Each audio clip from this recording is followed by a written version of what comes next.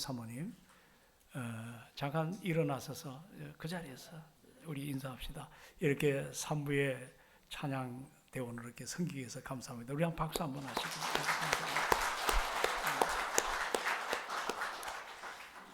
이낙근 목사님 사모가 되십니다. 예, 아주 겸손하게 또 유치원 선생님으로도 섬기시고 말없이 늘 기도에 힘쓰시고 하는 분입니다. 우리 시원 찬양대가 좀 이 자리까지 꽉 차는, 별로 아멘이 없어요. 그런 역사가 좀 뜨겁게 일어나기를 소망합니다. 오늘 제목이 새벽을 깨우는 사람들입니다. 우리가 주제가 열심을 품고 주를 섬기라고 하는데, 우리가 그 열심이 어떤 열심이냐? 성령으로 불타오르야 되거든요. 근데 성령으로 불타오를 때 성령은 항상 말씀과 기도를 통해 우리에게 역사하거든요. 그래서 우리가 한 3주간 걸쳐서 하나님의 말씀에 대한 그 방향과 목표를 다시 한번 점검하고, 또 우리가 우리의 일상의 삶 속에 기도가 얼마나 소중한가를 생각하는 가운데 오늘 이 본문을 택하게 되었습니다. 새벽을 깨우는 사람들.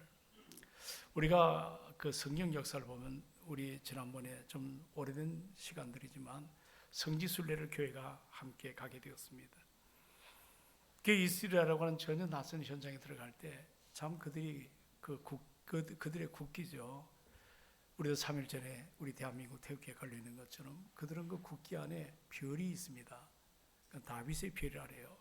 그들은 지금도 다윗 왕국에 대한 열망이 그들에게 굉장히 불타오르고 있습니다. 사실 성경 역사에 숱한 사람이 있지만 참으로 다윗은 그 시대에 지금도 많은 이스라엘 사람들에게 존경받는 그런 하나님의 종입니다. 여러분, 우리 하나님께서도 다윗을 내 마음에 합한 사람이라 칭찬하시고 특별히 그에게 사랑을 베풀어 주셨던 그 믿음의 사람이었습니다. 여러분, 사실 다윗이 그렇게 아름답게 살 수 있었던 요소 중에 하나가 뭐냐면, 다윗은 여러분 어떤 어려운 환경 한복판에서도 쉽게 자포자기하거나 세상과 타협하거나 그런 무기력한 인생을 살아가질 않았습니다. 칠흑 같은 암흑 한복판에서도 빛을 바라보는, 어떻게 보면 오뚜기 같은 그런 신앙 삶을 살았던 것입니다. 사실 다윗은 역사상 어느 누구보다도 시련을 참 많이 겪은 사람이에요. 그 가정은 7 형제입니다. 막둥이로 태어났죠. 제대로 길을 펴지 못하고 그렇게 성장합니다. 그가 아버지의 심부름으로 형이 전쟁 때 나가 있거든요. 그들에게 도시락을 주는 그 과정 가운데 거기서 그 블레셋의 잔인한 군사들이 언약의 백성을 함부로 대하는, 특히 골리앗이 그냥 오만방자한 것을 견디지 못해서 어린 소년이었지만 그 전쟁 때 나가서 물맷돌 하나를 가지고 여러분 아시는 대로 블레셋 2m 70이 넘는 그런 장수를 물맷돌 하나로 무너뜨립니다. 거기서 인생이 그가 반전이 되는 것을 보게 됩니다. 그는 정말 승승장구, 나중에는 사울의 사위가 될 정도로, 그리고 덕망 높은 사람으로 이스라엘 그 내에 칭송받는 장군으로 그렇게 있으면서도 이것이 너무 세상의 사람들이 그를 사모하다 보니까 사울이 왕이지만 시기심이 일어나기 시작한 거예요. 질투가 말이 못합니다. 다윗은 한시도 마음 놓고 살아갈 수가 없습니다. 결국은 자기가 살던 왕궁을 벗어나서 피난길을 가지 않습니까? 그래도 사울은 끝까지 다윗을 고통을 빠뜨리는 창을 던지고 화를 겨누고 이렇게 여러 가지 참 어려움을, 그 다윗이 사울로부터 고통을 당합니다. 그럼에도 불구하고 그는 절망하지 않았어요. 어떤 난관 앞에서도 하나님 주신 그 언약을 의심해 본 적이 없었습니다. 언제나 믿음 위에 굳게 서서 끝까지 담대했습니다.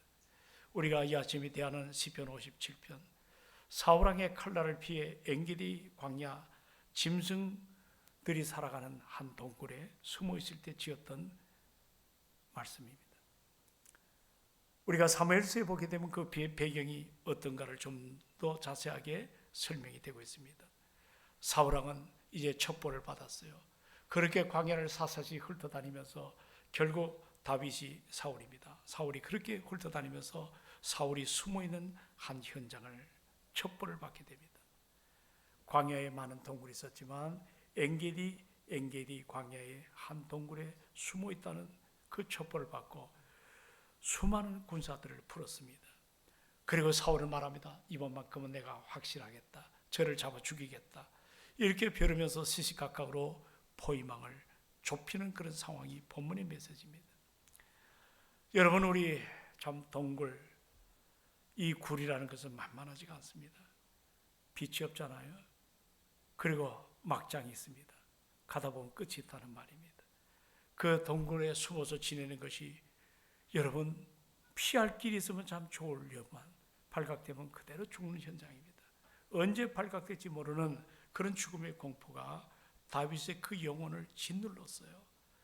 외부의 환경은 그를 사방으로 우겨쌈을 당하게 했고 그의 마음은 어떻습니까? 가리가리 찢겨질 정도로 마음에 큰 상처를 입는 만신창이가 되어가고 있었습니다. 원수들은 그의 걸음을 방해하려고 그물을 준비했어요. 그리고 웅덩이를 팠어요. 인간적으로 보면 이제 원망, 탄식, 불평 이런 것들이 나와도 하나도 이상하지 않는 그런 현실 아닙니까? 우리도 힘이 들면 불평할 때가 많지 않습니까? 내가 원하는 대로 살아가는 것이 뜻대로 열매가 맺지 않으면 우리는 좌절할 때가 참 많습니다. 그러나 오늘 본문에 보면 다윗은 결코 주저앉거나 낙심하지를 않았습니다. 그는 자신의 처지를 바라보며 한탄하고 슬퍼하는 우울증 환자처럼 주절거리는 그런 참울한 노래를 부른 것이 아닙니다. 그는 하나님을 향하여 노래를 불렀습니다. 내 마음이 확정되고 확정되었습니다. 나는 노래합니다. 나는 찬양합니다. 이게 여러분 고통의 굴 한복판에서 절망의 현장에서 어떻게 이런 찬양이 나올 수가 있을까? 그리고 그 다음 절 8절을 보면 내가 새벽을 깨우리로다. 얼마나 당당한 선포인지 몰라요. 이는 단순히 내가 아침 좀 일찍 일어나겠다 하는 어떤 의사 표현이 결코 아닙니다. 어둠과 절망을 깨우고 믿음으로 지금의 현실을 여는 영적인 결단의 표현이기도 합니다. 여러분, 우리는 살아가면서 인생의 누구나 굴과 같은 막장을 경험할 때가 있습니다. 오늘 여러분들 26년을 만났지만 우리의 현실이 만만치 않다는 것을 많이 듣습니다. 학생은 학생 나름대로 여러분들 이제 졸업하면 내가 앞으로 어떤 일을 감당할까? 막상 기대했던 직장에 들어가도 여전히 그 직장의 벽이 얼마나 큰지 모릅니다. 내가 꿈꿨던 생각했던 것이 아니기 때문에 우리 동성계 청년들이 좌절하고 그리고 여러 가지로 어려운 그런 모습들을 만나보게 됩니다. 여러분 어떻습니까? 사업, 직장, 또 여러분 여러 가지로 함께 살아가면서 오늘 여기 가장들도 많이 있습니다만 만만하지 않지 않습니까? 우리가 이런 문제를 겪을 때 딱 두 가지입니다. 주저앉느냐 아니면 다시 일어날 수 있느냐.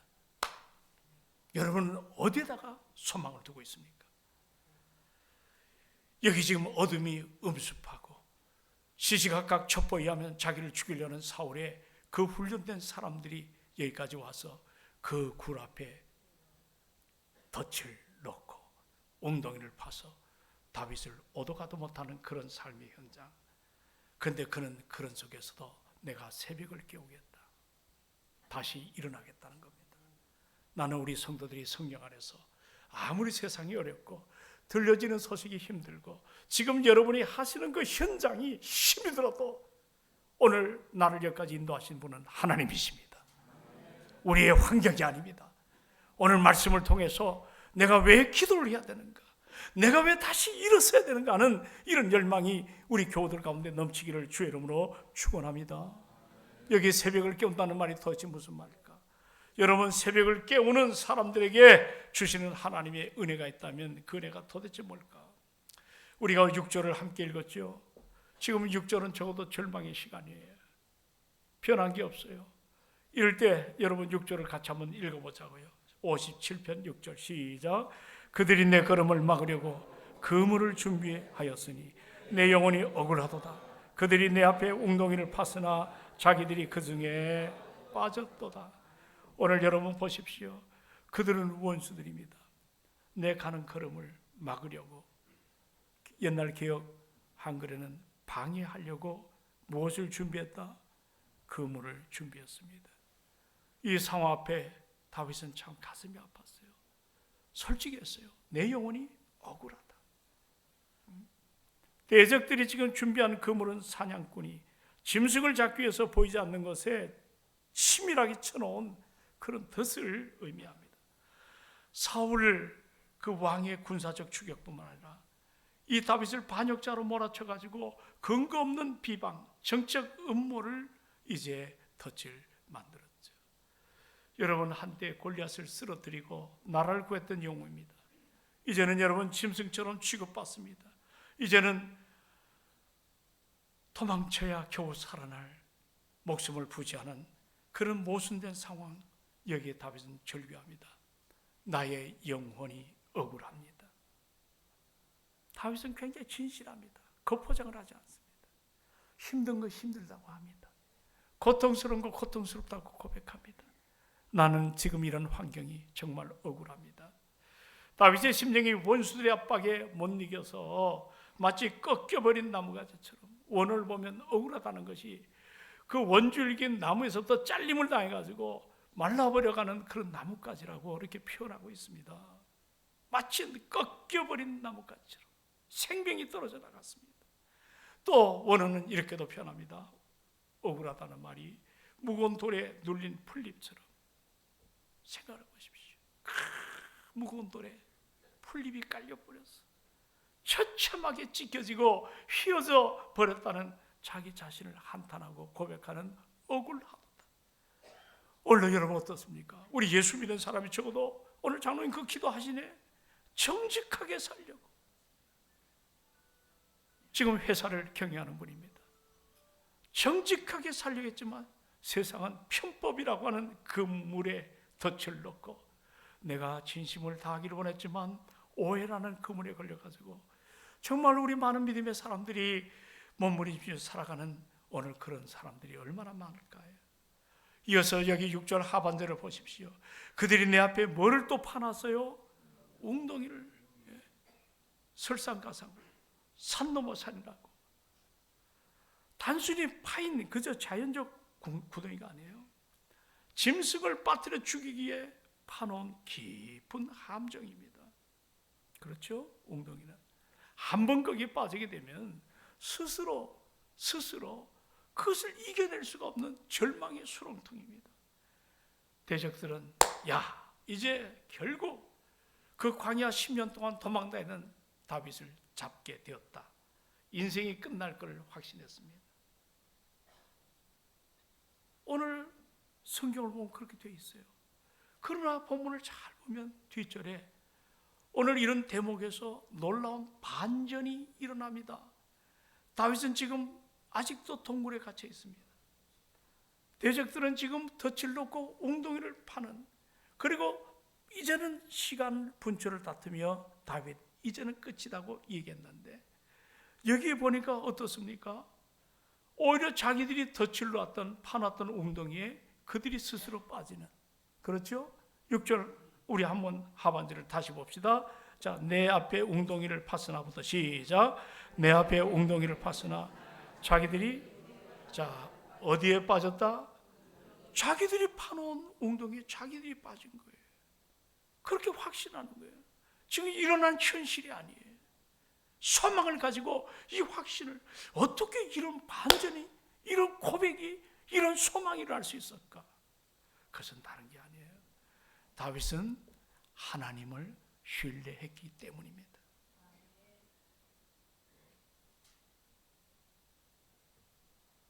신뢰한다는 단어. 여러분, 다윗을 잘 묵상해 보면 시편 150편 가운데 100편을 하나님의 사람 다윗이 성경 인도를 따라 이 말씀을 기록을 했어요. 근데 거기 보면 그의 인생의 파노라마가 다 드러납니다. 그런데 거기서 우리가 자꾸 다윗을 추적해야 될 것은 그의 시선은 환경을 바라보나 현실을 바라보지 않았어요. 그의 시선은 하나님을 신뢰했어요. 나는 우리 동성애 식구들이 그 하나님을 신뢰하기를 주의 이름으로 축원합니다. 아무것도 보여지지 않습니다. 다툴 수밖에 없고 불평할 수밖에 없는 그런 암울한 환경이지만 다윗 하나님을 바라봤습니다. 여러분 시편 3편에 보면 여러분 말년에는 좀 등 따시고 이제 젊을 때 고생했던 거지 누리며 살아가는 우리 로망이 다 있잖아요. 여기 연세 드신 분들 그래요 안 그래요?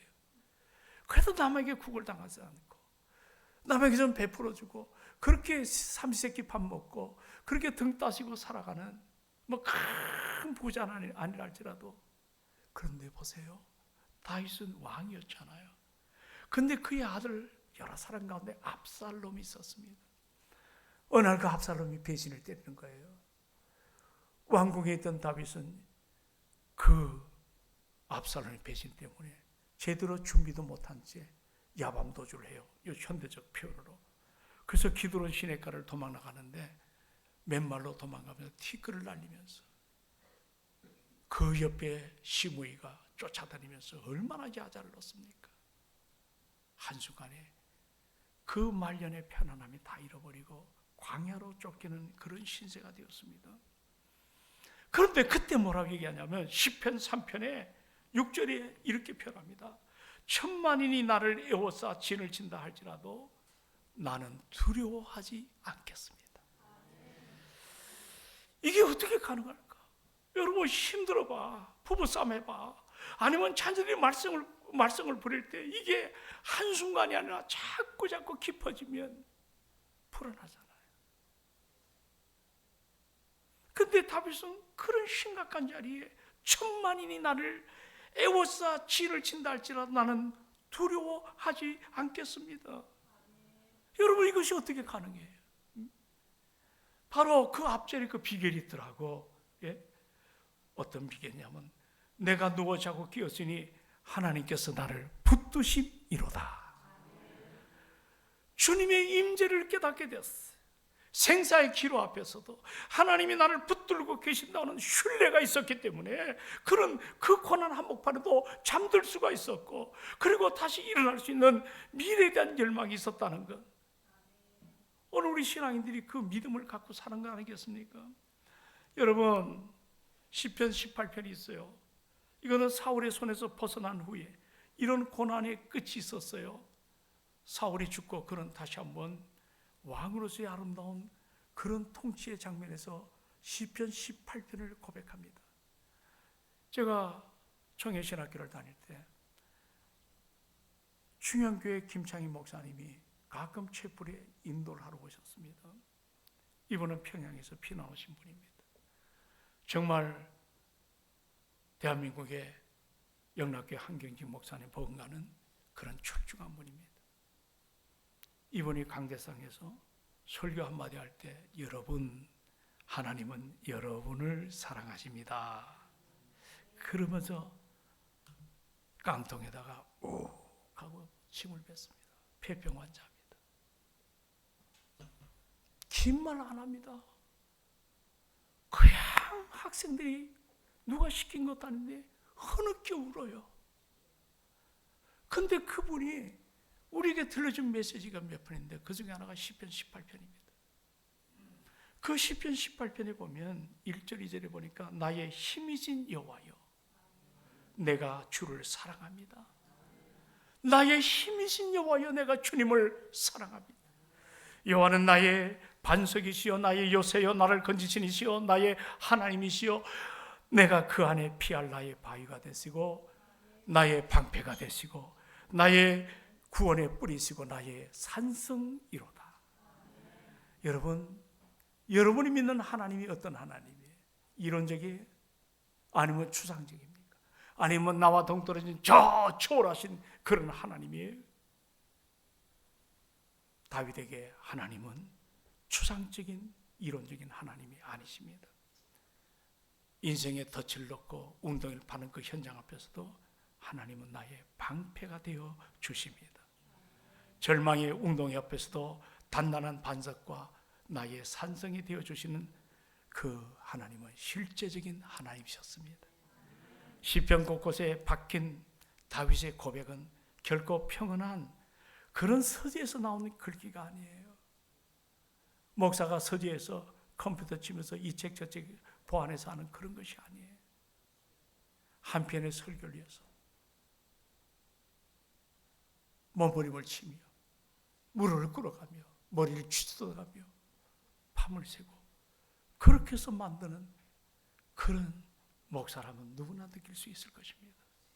한 편의 설교가 쉽게 나오지 않습니다. 거친 광야에서 짐승의 울음소리가 들리는 동굴에서 배신의 칼날이 등을 견두는 그 현장에서 터져나온 피 묻은 신앙 고백이 뭡니까? 하나님은 나의 구원자가 되십니다. 오늘 여러분 그 하나님 우리가 좀 찬양하는 모습 다윗처럼 고백을 해야 됩니다. 상황 나를 삼키려 하지만 하나님 나를 품고 계신다. 이 철저한 신뢰의 고백이 일어날 때 비로소 우리는 억울함이라고 하는 웅덩이를 건너서 새벽을 깨우는 찬양의 자리로 나갈 수 있을 줄로 믿습니다. 자, 여기 보십시오. 7절에 다윗이 이제 그런 고백하잖아요. 자, 우리 한번 정중하게 7절을 다 함께 받듭니다. 시작. 하나님이여 내 마음이 확정되었고 내 마음이 확정되어 사오니 내가 노래하고 내가 찬송하리로다. 아멘. 여기 확정되었다는 말을 두 번 반복한 이유가 뭘까요? 여러분 여기 57편 1절에도 나오잖아요. 자, 1절도 같이 한번 읽어볼까요? 자, 시작. 하나님이여 내게 은혜를 베푸소서. 내게 은혜를 베푸소서. 두 번 반복하세요. 왜 성경이 이렇게 두 번씩이나 반복합니까? 우리 인간의 마음이 약해요. 자주 흔들려요. 우리의 믿음의 고백은 한 번으로 끝나지 않습니다. 마음이 흔들릴 때마다 이 환경이 내 마음을 끌어내릴 때마다 야, 너 안 돼. 너 안 돼. 너 희망이 없어. 그렇게 설령 환경이 나를 자꾸 끌어안친다 할지라도 다시 우리는 하나님 앞에서 믿음을 고정시키는 결단이 필요할 줄로 믿습니다. 다윗은 지금 스스로에게 표현하 선포하듯 자신의 영혼에게 외칩니다. 내 마음은 하나님께 고정되었다. 다시 말하노니 내 마음은 하나님께 고정되었다. 지금 다윗이 상황이 달라져서 이 고백을 하는 걸까요? 여기서 확정되었다는 말은 단순한 감정의 안정, 어떤 마인드 컨트롤을 통해서 심리 안정을 취한 것이 결코 아닙니다. 상황이 새롭게 뭔가 희망이 싹 떴기 때문에 되는 것도 아니에요. 원수가 사라졌기 때문도 아니에요. 여전히 그런 굴 속에 있어요. 제가 얼마 전에 합동신학교 가서 제 책을 읽었던 한 교수가 지금도 잊지 못한대요. 희망을 노래합시다. 목사님 젊은 시절에 탄광에서 지냈다는 걸 자기는 상상이 안 난다는 거예요. 거기 그분이 그런 걸 하나 꺼내더라고요. 내가 놀랐어요. 18 먹은 갓 고등학교를 졸업한 청년 하나가 열등감에 사로잡혀서 단가루가 내 온몸을 덮어서 그 여행하는 사람들에게 내가 단가루에 버물려서 저 사람들이 나를 알아보지 못했으면 참 좋겠다. 그런 글이 있거든요. 열등감이죠. 부끄러움이죠. 돈 모으겠다고 가정을 일으키려고 내려간 건 사실이지만 막장을 겪어보면 정말 비참합니다. 그 자리를 그냥 박차고 놓고 싶어요. 내가 이것밖에 안 되나? 여러분, 우리 그럴 때가 얼마나 많습니까? 인생의 막장 동굴. 뒤에 사업장 신방하면 막장에 들어선 사람들을 보게 됩니다. 더 이상 힘이 없어요. 지쳐서 쓰러졌어요. 더 이상 일어설 수 있는 힘이 없어요. 그래서 사업장 신방하면 눈물이 날 때가 참 많습니다. 우리 교우들입니다. 우리의 삶입니다. 내가 가정이 내가 이거 하지 않으면 무너지면 나 하나의 문제가 아니라 우리 가족의 문제고, 이것이 일파만파 여파가 되어서 내가 그리스도로서 내가 크리스찬으로 살아간다는 이것이 세상에 초롱거리밖에 되지 않지 않습니까? 그런데 오늘 본문에 다윗 확정되고 확정되었다는 건 뭡니까? 자기 체면이 아니에요. 이 말의 메시지는 스스로 위안을 주는 심리적 충원이 아닙니다. 하나님을 신뢰하면 이런 고백이 여러분도 저에게도 일어날 줄로 믿습니다. 여러분, 사도 요한이 어느 날 요한일서에 그런 고백을 하더군요. 요한일서 5장 4절에 보니까 뭡니까? 하나님께로 난 자마다, 따라합시다. 하나님께로 난 자마다. 하나님께로 난 자마다가 이 독특한 요한의 표현입니다. 이게 거듭났다, 번어게인입니다. 내가 중생했다, 영생을 체험했다. 나는 세상 사람이 아니라 이제는 사망에서 생명을 옮긴 우리는 하나님의 자녀라는 것을 믿으시기 바랍니다. 하나님께로 난 자마다 뭐라 그랬습니까? 세상을 이기노라. 뭘 이겨요? 세상을 이겼나? 세상을 이기는 승리는 이것이니 우리의 믿음이라 그랬어요. 할렐루야, 할렐루야. 우리의 믿음이 없이는 하나님을 기쁘시게 할 수가 없어요. 하나님께 나가는 자는 그가 계신 것과 또한 자기를 찾는 자들에게 상 주시는 자이심을 믿으시기 바랍니다. 어찌 그뿐입니까? 히브리서 11장을 열어보면 믿음의 거장들이 산맥에 온통 믿음의 사람들이 나타납니다. 큰 봉우리, 작은 봉우리, 깊은 골짜기, 한 시대를 믿음으로 살았던 사람들. 그럴 때 히브리 기자는 누군지 모르겠지만 1장에 이렇게 표현합니다. 믿음은 바라는 것들에 대한 실상입니다. 실상은 베이직, 히포스타시스, 기초라는 거예요. 믿음은 바라는 것들에 대한 실상이요, 보이지 않는 것에 증거를 하렸습니다. 오늘 우리가 그 믿음 갖고 이 동산에 온 것 아니겠어요?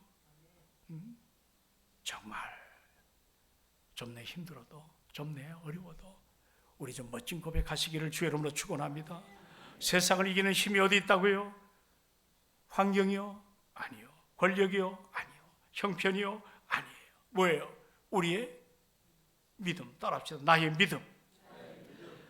다윗이 마음을 확정할 수 있었던 이유는 단 하나, 이것입니다. 그는 하나님께로 난 자입니다. 구원받은 하나님의 사람들입니다. 이것은 끝까지 주님을 나를 책임져 주신다는 성도의 견인, 천국 가는 그날까지. 권사님 의식이 없어서 저는 마지막 임종 예배를 드린 적이 많습니다. 뭐 한 교회 한 40년 하니까 따져보니까 천국 보내드린 숫자가 300명이 훨 넘어요. 근데 의식이 없어도 어제 손으로 간수기도를 했어요. 눈물이 흘러요. 조그만 눈물이 나와요. 영으로 듣고 계신 거예요. 성도의 견인, 한 번 택한 나를 포기하지 않고 내 의지와 상관없이 우리 치매 걸릴 수 있어, 내가 왔다리 갔다리 할 수 있어, 그게 중요한 게 아니야. 한 번 택한 나를 끝까지 포기하지 않는 주님, 나를 천국까지 이끌어 가실 줄로 믿습니다. 이 믿음이 우리 안에 일어납니다. 언젠가 우리도 가야 될 저 본향이 있습니다. 내 믿음이 뭐예요? 하나님을 신뢰하는, 언약을 붙잡고 살아가는 게 믿음임을 믿으시기 바랍니다. 다윗은 하나님의 언약을 붙잡은 하나님의 종입니다. 그는 패배를 숙명처럼 받아들이지 않았다고. 오늘 성도 여러분, 일어나시기를 주의 이름으로 축원합니다. 다시 회복되기를 원합니다. 다 놓고 싶고, 다 버려두고 싶고, 다 끝장난 것처럼 살지 마세요. 인간의 끝은 하나님의 시작입니다. 여러분, 신앙은 현실을 부정하는 것이 아니에요. 현실을 하나님 위에 올려놓는 거예요. 내 마음이 확정되었습니다. 두려움 대신 믿음을 선택하는 선언이 오늘도 예배마다 일어나기를 축원합니다. 패배 대신에 승리를 붙드는 결단이 필요한 줄로 믿습니다. 저는 오늘 이 본문을 통해 마지막을 얘기하고 싶어요. 자, 나는 끌려다니는 인생인가? 따라합시다. 나는, 저를 한번 다 보세요. 자, 저를 다 보세요. 따라합시다. 나는 끌려다니는 인생인가? 두 번째, 나는 일어서는 인생인가? 자, 옆에 분들 이제 공부했으니까 한번 물어보세요. 나 물 한 컵 먹을 동안. 가만 보면 꼬다는 보리자루 마냥. 저 강도령 권사님 저쪽에 보이는데 남편이 우리 나전에게 당신 끌려다니는 인생이요? 일어나는 인생이요? 한번 물어봐요.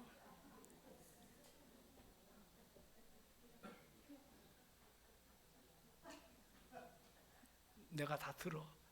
나장님 나는 아니야. 일어서는 인생이야. 그러니까 우리가 존경하죠. 사랑하는 여러분, 다윗은 절망의 굴 속에서 고백합니다. 내 영광아 깰지어다. 비파야 수구마 깰지어다. 내가 새벽을 깨우리라. 단순히 새벽기도 하겠다는 어떤 종교적 결심이 아니에요. 이제 나는 더 이상 끌려다니는 인생 거부하고 문제 앞에 다시 일어서겠다는 영적인 선언임을 믿으시기 바랍니다. 다윗은 환경에 끌려다니는 피해자의 자리에 머물질 않았어요. 어둠이 물려가기를 가만히 기다리는 사람이 아니었어요. 그는 일어나서 새벽을 깨우는 사람이었어요. 좀 이런 적극적인 신앙이 우리에게 필요하지 않겠어요? 여러분, 아무리 밝은 새벽이 와도 깨지 않는 사람에게는 아무런 소용이 없답니다. 동천에 해가 그저렇게 밝았는데 굴굴 잠만 주무시는 이런 사람에게는 의미가 없는 거예요.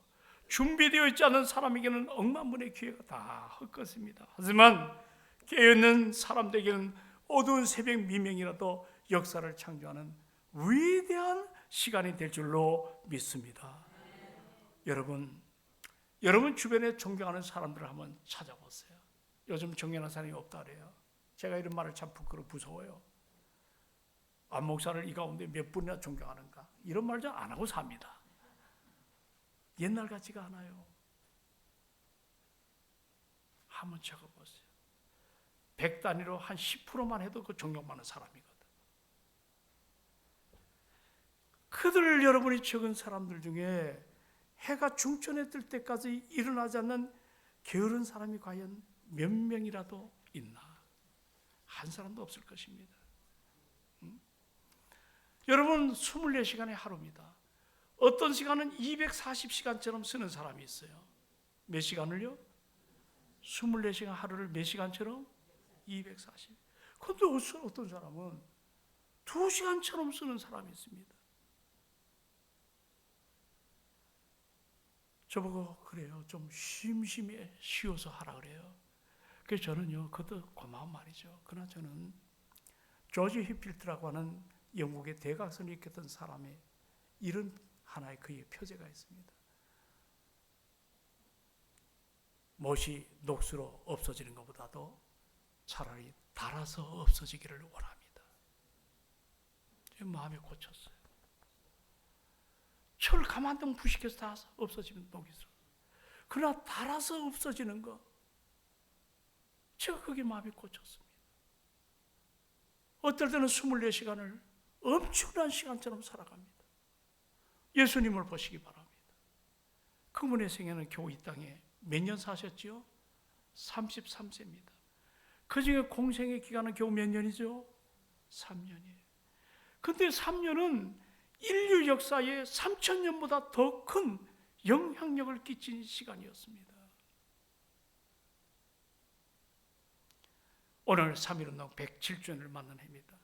일본의 나라를 빼앗겼을 때 여러분 지난날 1919년 조선은 흑암이 눌려있는 그런 밤과 같습니다. 나라 빼앗겼습니다. 말과 이름과 자유를 빼앗긴 암흑기입니다. 그러나 우리 기독교인들은 그 환경 가운데도 때가 오면 우리 일어나자 주저앉아라. 그렇게 주저앉지 않았습니다.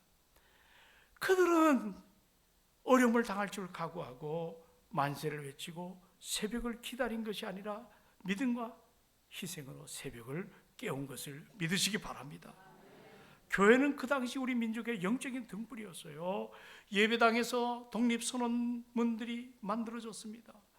감옥과 고문 앞에서도 찬송이 끊기지 않았습니다. 왜냐하면 어둠보다 크신 하나님을 붙들었기 때문입니다. 나는 우리 동성교회가 단지 1919년 3.1절 그걸로 끝나지 마시고 우리 교회도 새벽을 깨우는 사람들이 넘쳐지기를 주의 이름으로 축원합니다. 넘쳐져야 됩니다.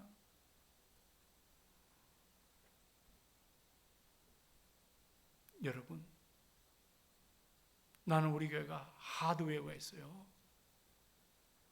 이 땅이 450평이 결코 작은 땅이 아니더라고요.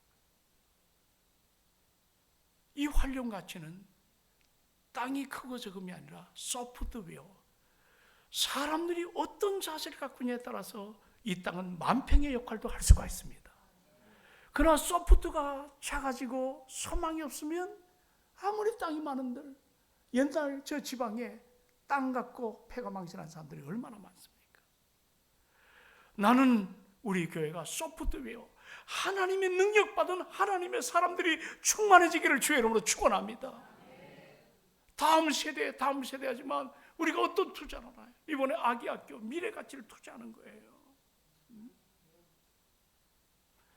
여러분, 저는 동성교회 재임하는 기간 동안에 청년들에게 의식구조를 깨우치기 위해서 이 땅이 우리 대한민국이 얼마나 소중한가, 만주도 가봤습니다. 우스리스쿠에 안중근 의사를 하얼빈으로 파송한 것이 우스리스쿠에 있는 독립단이었습니다. 저는 상해도 청년들을 데리고 가봤습니다. 상해 임시정부를 관람도 하고 거기서 하나하나 옛날 사람들의 잔치, 상해의 그 공원아 알지 않습니까? 그 윤봉창 의사인가요? 폭탄을 터뜨리는 그 현장에도 가봤습니다. 일본도 가봤습니다. 왜 그렇습니까? 청년들에게 이 나라의 너희는 소중한 인재들이야. 꿈을 꿔. 언젠가 때가 되면 그런 의식을 가진 하나님의 사람들이 소프트웨어가 개발되면 오늘 이 하드웨어는 이게 여러분 상상을 못할 정도로 이 지역의 변화가 와요. 그게 더디고 뭘 빠르고 하는 그 차이인데 우리는 재산 가치를 빨리 팔고 뭐 어쩌고 그게 아니에요. 여기 대학 건물들이 대학 도시로 만들어진답니다. 우리는 여러분 기도해야 될 줄로 믿습니다. 소프트웨어의 개발입니다. 우리가 정신을 차려야 됩니다. 새벽을 깨우는 사람들이 되기를 주의 이름으로 축원합니다. 어둠을 갈라내고 지금의 절망의 상을 벗어나는 내 힘으로 되는 거 아니에요. 하나님 붙들고 하나님 은혜 앞에 나갈 때 이런 놀라운 역사가 일어날 줄로 믿습니다. 그 소망을 가져야죠. 예? 그런 비전을 가져야죠. 저는 오늘 새벽을 깨우리라, 이 다윗의 한마디 고백이 인생을 바꾸는 것처럼 오늘 여러분이 지금의 절망과 낙담과 그 여러 가지 낙심 속에서 일어날 수 있는 내가 새벽을 깨우겠습니다, 이런 고백이 여기저기 오늘 예배 가운데 일어나기를 축원합니다. 힘들어요, 지쳤어요, 같이 울고 싶어요, 주저앉고 싶어요. 아니에요. 하나님 살아계세요. 나와 함께 하세요. 내 인생을 다시 한번 새롭게 하실 줄로 믿습니다. 그래서 오늘 밤에 끌려다니는 인생이 아니라 믿음으로 새벽을 깨우는 인생, 이 은혜가 우리 가운데 충만하기를 주의 이름으로 축원합니다. 고맙습니다. 오늘 새벽을 깨우는 사람들, 열심을 품고 주를 섬기는 우리에게 이런 은혜가 일상화되기를 원합니다. 예수님